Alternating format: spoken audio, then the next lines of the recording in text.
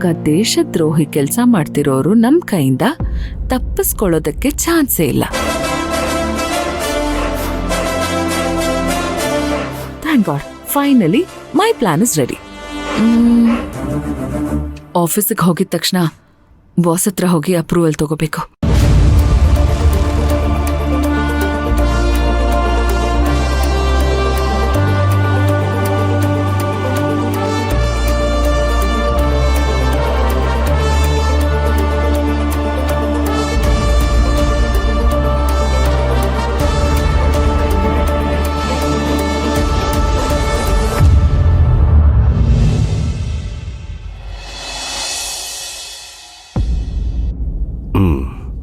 ಜಾಗಕ್ಕೆ ಮಾರುವೇಷದಲ್ಲಿ ಹೋಗ್ಬೇಕು.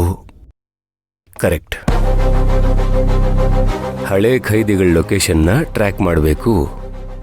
ರೈಟ್. ಆಮೇಲೆ ಸ್ಪಾಟ್ ಯಾವುದು ಅಂತ ಕಂಡುಹಿಡಿಬೇಕು. ಇದು ಕೂಡ ವ್ಯಾಲಿಡ್ ಪಾಯಿಂಟ್. ಆಮೇಲೆ ಅಟ್ಯಾಕ್ ಮಾಡಬೇಕು. ನೋನೋ, ಇಲ್ಲೇ ಪಲ್ಲವಿಯವರು ಎಡವುತ್ತಾ ಇರೋದು. ಅಟ್ಯಾಕ್ ಮಾಡಿ ಅವ್ರನ್ನ ಅರೆಸ್ಟ್ ಮಾಡ್ಬೋದು, ಆದರೆ ಪವರ್ ಇನ್ಫ್ಲೂಯೆನ್ಸ್ ಇಂದ ಖಂಡಿತ ಹೊರಗೆ ಬರ್ತಾರೆ. ಸೊ ನಾವು ಮೊದಲು ಸಾಕ್ಷಿನ ಕಲೆ ಹಾಕಬೇಕು. ಎಸ್,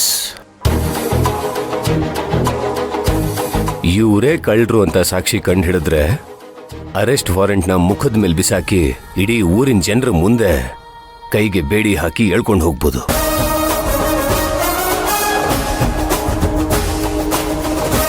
ಆಕ್ಚುಲಿ ನಮ್ಮಿಬ್ಬರ ಮಧ್ಯೆ ಹೊಂದಾಣಿಕೆ ಇಲ್ಲದೆ ಹೋದ್ರೂ ನಮ್ಮಿಬ್ಬರ ಪ್ಲಾನ್ ಕೂಡ ಹಾಗೇ ಇದೆ.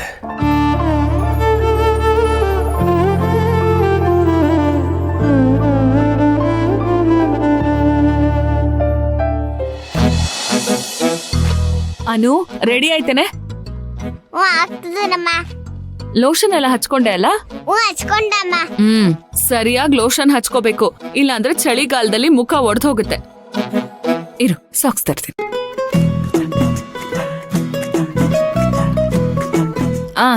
ಬಾಯ್ಲಿ, ಬಾಬಾ ಕೂರ್ಬಾ.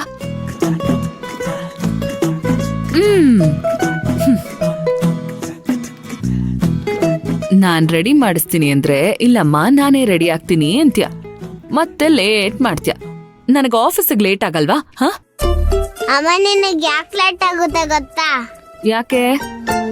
ಯಾಕಂದ್ರೆ ಎಲ್ಲ ನೀನ್ ಒಬ್ಳೆ ಮಾಡ್ಬೇಕಲ್ಲ, ಅದಕ್ಕೆ. ಆದ್ರೆ ಅಪ್ಪ ಇದ್ದಿದ್ರೆ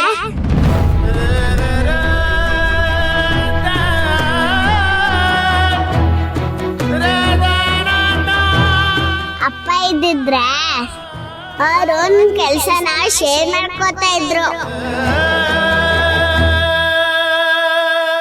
ಅಪ್ಪ ಇದ್ದಿದ್ರೆ ಅವರು ನನ್ನನ್ನ ರೆಡಿ ಮಾಡಿಸ್ತಿದ್ರು. ಅಪ್ಪ ಇದ್ದಿದ್ರೆ ಅವರು ನನ್ನನ್ನ ಸ್ಕೂಲಿಗೆ ಬಿಡ್ತಾ ಇದ್ರು. ಅಪ್ಪ ಇದ್ದಿದ್ರೆ ಅವರೇ ನನ್ನನ್ನ ಪೇರೆಂಟ್ಸ್ ಮೀಟಿಂಗ್ ಅಟೆಂಡ್ ಮಾಡ್ತಾ ಇದ್ರು. ಆಮೇಲೆ ಅಪ್ಪನೇ ನನಗೆ ಊಟ ತಿನ್ನಿಸ್ತಾ ಇದ್ರು. ಆಮೇಲೆ ಅಪ್ಪ ಅನು,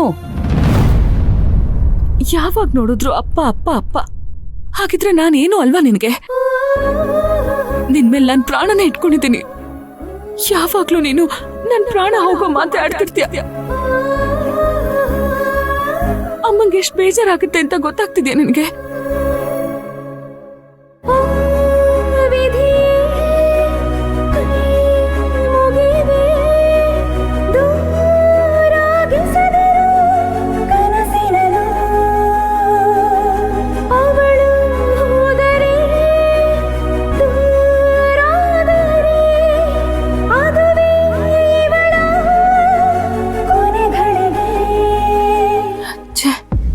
ಕೋಪ ಮಾಡ್ಕೊಂಡು ಅವಳ ಮೇಲೆ ಕೂಗಾಡ್ಬಿಟ್ನಲ್ಲ.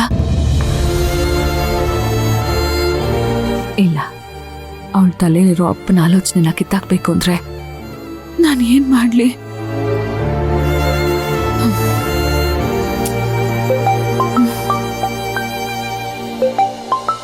ತೇಜು, ಹಲೋ.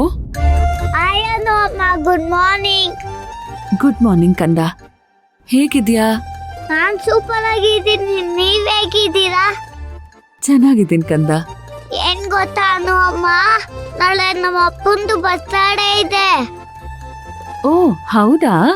ಅದಕ್ಕೆ ನಾಳೆ ಮನೇಲಿ ಸರ್ಪ್ರೈಸ್ ಪಾರ್ಟಿ ಇಟ್ಕೊಂಡಿದ್ದೀವಿ. ನೀವು ಮಿಸ್ ಮಾಡ್ತಾ ಬರ್ಬೇಕು. ಅನು ಅಮ್ಮ ಕೇಳಿಸ್ತಿದ್ಯಾ?